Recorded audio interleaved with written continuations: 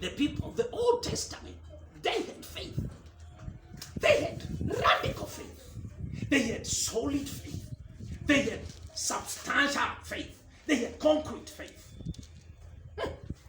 Angels used to appear to them. You are in your house, and the angel shows up and talks to you. Not a human being, an angel. Why aren't we seeing angels these days? Why?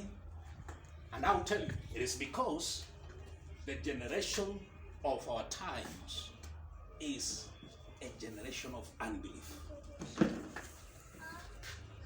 Is a generation of unbelief. Unbelief is the greatest enemy of our times. Lack of faith is the greatest problem of our times. It is the problem that makes it impossible for God to manifest to us the way he would want to.